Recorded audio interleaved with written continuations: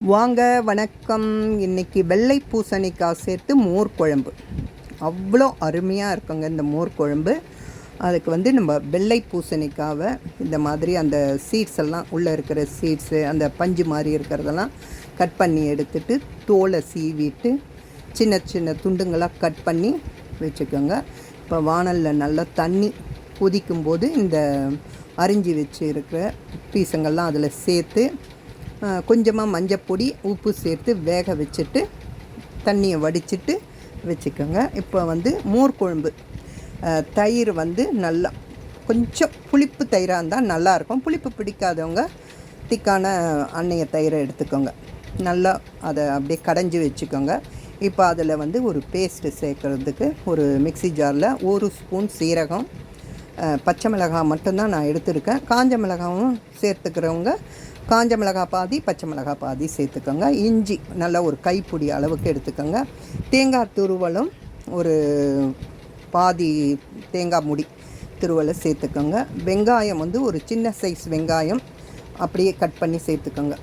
இல்லைன்னா சின்ன வெங்காயம் கூட ஒரு 10 சேர்த்துக்கலாம். நல்லா பேஸ்ட்டாக அரைச்சிட்டு இப்போ நீங்கள் கடைஞ்சி வச்சுருக்கிற மோரில் உப்புத்தூள், மஞ்சப்பொடி, பெருங்காயம் சேர்த்து கலந்து வச்சுக்கோங்க. இப்போ இந்த பேஸ்ட்டை அரைச்சி வச்சுருக்கிற பேஸ்ட்டை அதில் கரைச்சிட்டு இப்போ வெறும் வானலில் அதை சேர்த்துக்கோங்க. அடுப்பை முதல்ல பற்ற வைக்காதீங்க. இப்போ சேர்த்துட்டு இப்போ அடுப்பை பற்ற வச்சுட்டு கைவிடாமல் நல்லா கலரிக்கிட்டே இருங்க. கலந்துக்கிட்டே இருந்தால் தான் திரிஞ்சு போகாமல் இருக்கும். பாதி நுரை கட்டி வரும்போது இப்போ வேக வச்சுருக்கிற பூசணிக்காயெலாம் அதில் சேர்த்துக்கோங்க.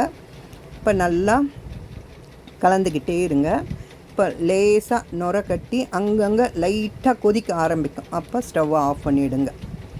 இப்போ இதில் தாளிப்புக்கு தேங்காய் எண்ணெயில் தாளிப்பு கொடுத்திங்கன்னா அவ்வளோ அருமையாக இருக்கும். தேங்காய் எண்ணெய் ஒரு 2 ஸ்பூன் விட்டு அதில் கடுகு, கறிவேப்பிலை, காஞ்ச மிளகாய் தாளித்து அதில் சேர்த்துக்கோங்க. சூப்பரான டேஸ்ட்டோடு இருக்கும் இந்த மோர் குழம்பு. இப்போ இதை சூடான சாதத்தில் விட்டு நெய் விட்டு சாப்பிட்டு பாருங்கள், அவ்வளோ அருமையாக இருக்கும். கொஞ்சம் புளிப்பான தயிரில் செய்திங்கன்னா இந்த மோர் குழம்பு அவ்வளோ அருமையாக இருக்கும். புளிப்பு பிடிக்காதவங்க அன்னைய தயிர் எடுத்து புளிக்காத தயிரில் எடுத்து செய்துக்கோங்க.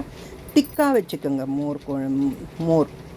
அப்போ தான் இந்த பேஸ்ட்டை ஊற்றி கலக்கும்போது மோர் குழம்பு நல்லா திக்காக இருக்கும். இன்றைக்கி சூடான சாதத்தில் இந்த பூசணிக்காய் மோர் குழம்பை விட்டு அதுக்கு தொட்டுக்க முறுக்கு, மாங்காய் தாள்தம், உருளைக்கிழங்கு பொரியல், தேங்காய் தொகை. இது மாதிரி நீங்களும் உங்கள் வீட்டில் செய்து பார்த்து எப்படி வந்ததுன்னு கமெண்ட்டில் சொல்லுங்கள். சப்ஸ்கிரைப் பண்ணுங்கள், லைக் பண்ணுங்கள், ஷேர் பண்ணுங்கள். தேங்க்ஸ் ஃபார் வாட்சிங்.